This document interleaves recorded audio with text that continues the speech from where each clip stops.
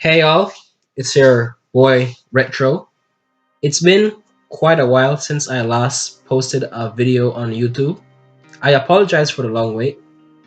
It's just that I have been quite busy with my schooling and other personal stuff recently. But anyways, I'm back and I'm going to post more daily, at least a video a week or two videos per week. So anyways, so 2020, what a year is going to be for anime, especially with all the new upcoming anime coming out this year, like Toilet Bon Hanekokon, Darwin Games, ID Invaded, Asteroid in Love, and even the long-awaited Tower of God anime, which will be airing April 1st. I'm really looking forward to watching that. If you're interested in these animes, I'll just leave a link in the description below to the trailers. Now back to the main topic. As we all know, ReZero is getting a awaited season 2 since the anime finished in 2016. Um, Followed by a director cut for those who want to refresh their memory of what happened in season 1 in ReZero, and also in the director's cut there are going to be some scenes that wasn't added into the season 1, like for example with Rem and Subaru underneath the Flugo tree, and the ending of Arc 3, as in when Emilia and Subaru were talking and Subaru asked Emilia about Rem, and Emilia replied, "Who's Rem?" And also some minor details. I can't wait for that, honestly. But it's a good start for those who want to get who okay, it's a good start for those who want to watch ReZero, or who just begin to get in detail with ReZero. Although season 1 would be the best start for those who want to be a ReZero fan, or those who want to understand ReZero and what's not. Or you can just read the web novel after reading ReZero, which will be in the description below to those sites like Translation Chicken and Witch Cult Translations. So what else? So also the Frozen Bond OVA, which includes informations about Emilia and Pup Pass, will also be airing in April in Blu-ray.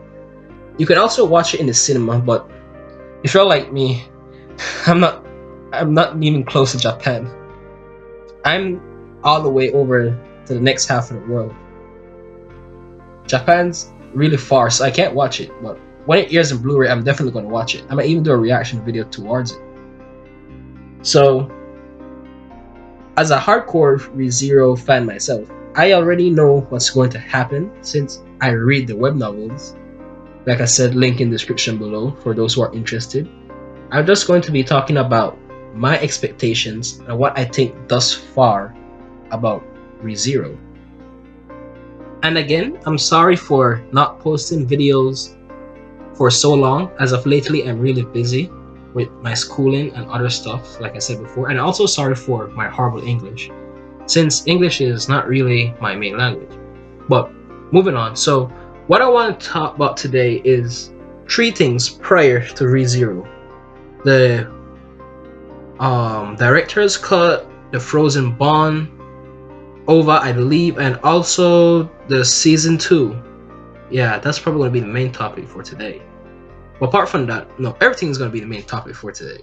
But let's first get started with the director's cut. So, why I thought the director's cut was something really good to establish is because for previous ReZero fan, as we all know, after watching 20 the season 1 for ReZero has 24 episodes in total. And to rewatch 24 episodes all over again, I love me my ReZero, don't get me wrong. But I find rewatching 24 episodes of an entire anime series all over again is just too hassling. It's just too hassling and time consuming on my behalf.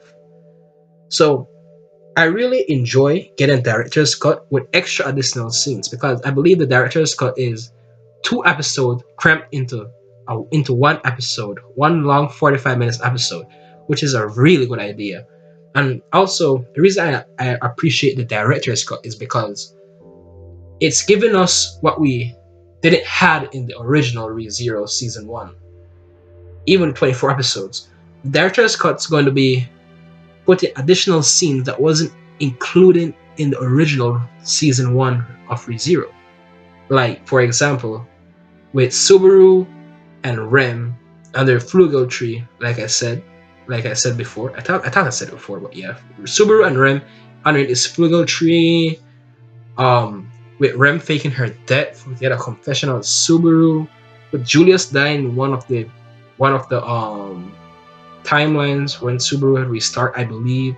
The actual end of ReZero Arc 3, or how it end. You know, Truth of Zero, I believe, is what it's called in both the manga and the light novel.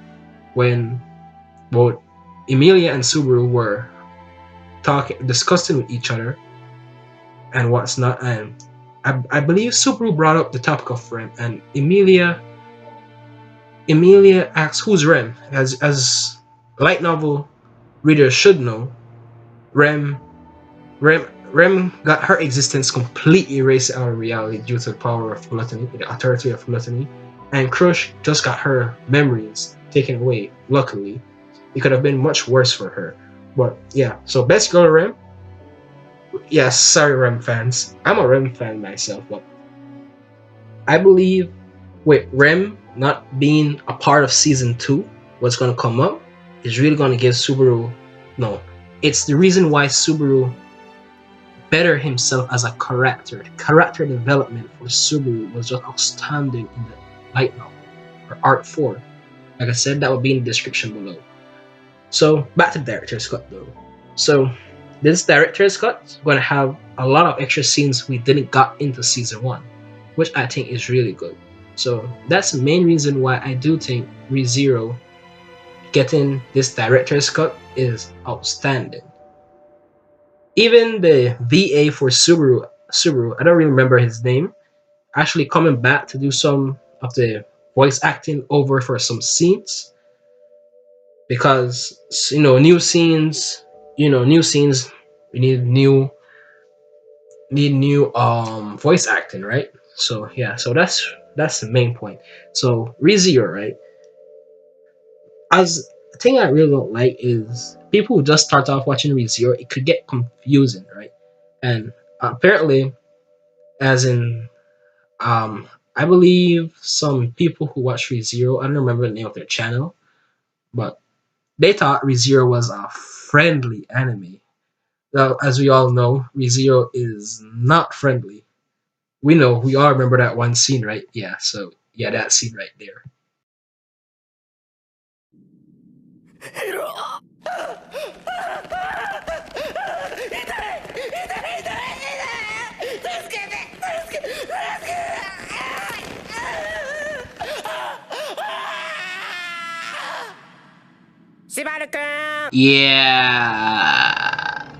Yeah, this anime is not an anime for people who believe in Jesus or for people who don't want chronic depression in their life. Man, that one scene gave me a lot of depression. A lot of depression. I don't even think I could play Twister with my family again. But anyways, moving on from that. I'm quite grateful for the director's cut, and I think it's a great way for those who want to rewatch the anime, and for people who are just starting out the series. And also, it's also a necessity to lead on to season 2. So I think that's all I got to say about director's cut. Now, moving on to the Frozen Bond OVA. With all honesty, I haven't really watching the Frozen Bond OVA or movie or whatever it's called. I'm not really sure. I guess it's a OVA. Yeah, it's an OVA since it's basically about Emilia and Puck past with Puck searching for Emilia for 3 centuries. Emilia frozen in the Elior Forest and what's not. And simply because I didn't The reason I simply didn't watch it was because I don't live in Japan or anywhere that is airing the anime in cinema. If you have seen it, good for you. If not, welcome to the club. But as a light novel reader, I know a thing or two about the Frozen Bond OVA movie or whatever it's called. I'm not really sure. I don't really remember. But I do believe it is a must-watch OVA. The fourth season, I believe, is a must-watch OVA. The animation's good. The music is dulcet, sweet. Just from that one trailer, I was feel like I had goosebumps just watching it. At first, I thought it was season 2. I'm like, man, finally. Although we already had a season 2 trailer, I thought it was an actual trailer leading to some scenes that will actually happen in season 2 when I first saw it. But when I rewatched it, it was definitely the Frozen Bond trailer because it's just like in the light novel how I read it, and with Emilia and the Elder Forest, Puck looking for Emilia, Puck protecting Emilia from the spirits, and all of the good stuff's in there. You gotta watch it. I haven't watched it yet, but I could definitely tell you it's a must watch before season 2. So you gotta watch it before season 2. I think the reason why you gotta watch for season 2 is because you get a better understanding of Emilia in the Frozen Bond OVA. So when you're about to watch season 2, you can totally see why Emilia couldn't face the trials, what was holding her back, like everything in that part. So you have to watch the season 2 OVA to understand. I mean, you have to watch the OVA, not season 2 OVA now. You gotta watch it OVA so you can get a better understanding of Emilia's character in season 2. Well, I just can't wait to see the Frozen Bond. I'm really excited to see Emilia's special ability. One of her special ability, I think it's her most powerful technique. When she summoned these giant flowers on her enemy wounds and it legit suck out your blood, your everything, dry, dead mass, whatever I'll call it, but dead.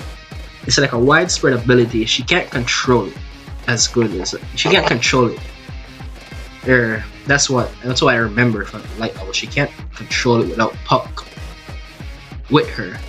So I think she was taking a risk one time she was using that technique against the snow blade or snow something. That Yeti in the trailer. I can't remember the names of most of these monsters, but yeah, or these mobbies.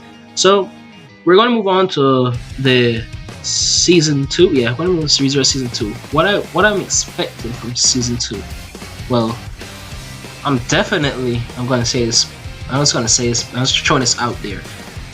I'm definitely expecting Myth and Roy to come back. Like, man, without Myth and Roy, it wouldn't be ReZero without Myth and Roy. The soundtrack, everything, all the good, everyone who worked on the soundtrack and the music for ReZero, I hope they all come back. Because soundtrack in ReZero, man, it was good. Especially this specific soundtrack over there.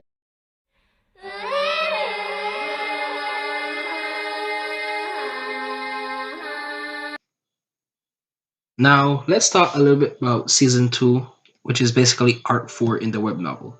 So, what I am expecting in season 2 is just the general. I hope the animation qualities are good, the music's good, and top notch voice acting to bring out the expression of the characters because there's a lot of emotional moments in arc 4, such as Emilia facing her trials, when, when Emilia and Subaru start going down each other's throat, quarreling with each other's. You're not perfect. You're not perfect. You're useless. Although, oh man. Then I also want everybody. I hope like everybody could start enjoying the anime just as much as me and a couple million other people out there do. I guess. So let me give a quick summary on season 2. So after the battle with the White Whale, Subaru and Emilia, along with Otto, Patras, and Rem, which is currently sleeping, are all heading to the Sanctuary, which is the tomb for the Witch of Greed Echidna. That's where Subaru has to help Emilia complete the trials in order to free the people of the Sanctuary, which is all of them are demi-humans. But it ain't easy. Just like season 1, there's something, somebody, or some kind of obstacle Subaru has to face to get to the point, to get to the timeline where he needs, or to get to the timeline that is good, a timeline with happy ending, a loop where nothing goes wrong. So, such confrontation or such things you have to deal with, which is Roswaal, and I want to talk about Roswaal a little. Roswaal, up to everything that has happened to Subaru in season 1, Roswaal is a cause for everything. Rem and Ram Village being destroyed, it was all Roswaal who did that. And how he did that, because he was following the gospel, like what the Sin Archbishops used to tell their own future. Well, that's what Roswaal is. That's what Roswaal is following. So he and Subaru made a contract stating if Subaru wins, Roswaal have to help Emilia get the throne for the next king of Lonjanica and follow Subaru. But if Subaru was to lose even one thing, one thing that is precious to him, he will automatically make Subaru start restarting. And yes, Roswaal do know Subaru is traveling through time by some means. So Roswaal is quite an interesting character. I like him, but at the same time I don't like him. But a very interesting character, none the doubt.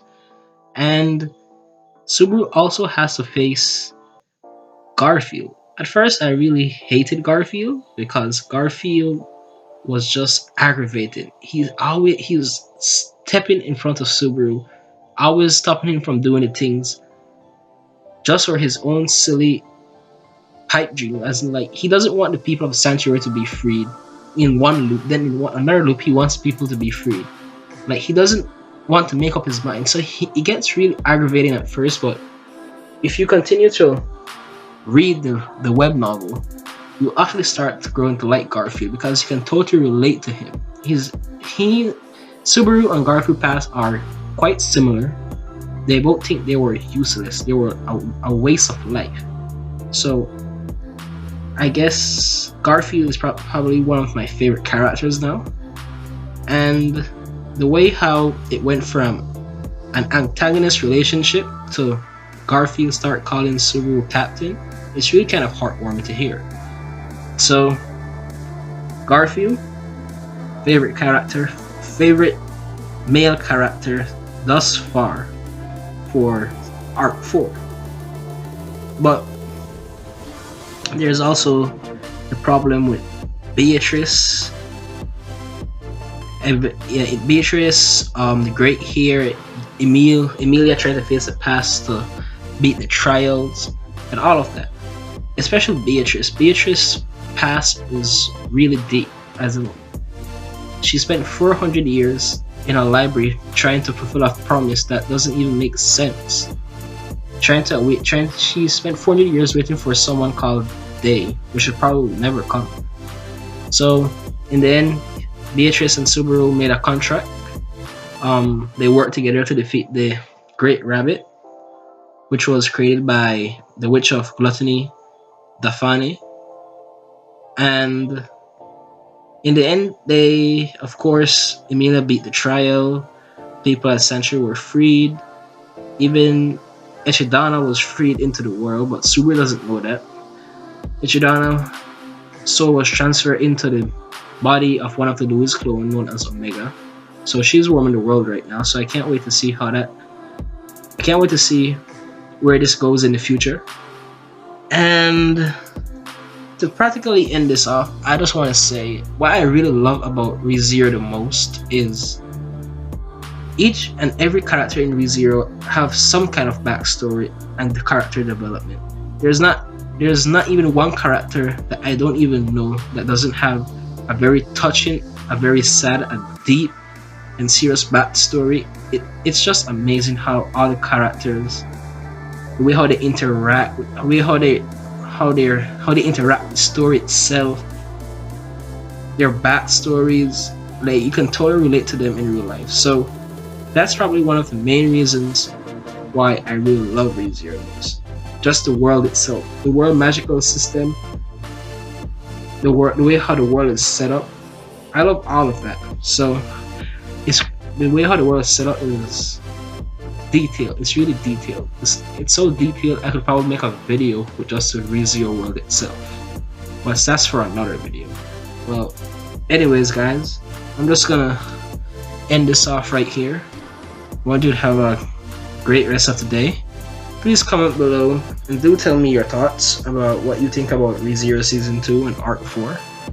And if you want to learn more about ReZero, I would advise you to go to a channel like Echidana, the ReZero podcast, Gear Art. All these guys are good YouTube channel which prioritize and take their time out to explain ReZero, do fun activities on their channel, and all of that. So I'll be leaving their links to the description below, and have a great one.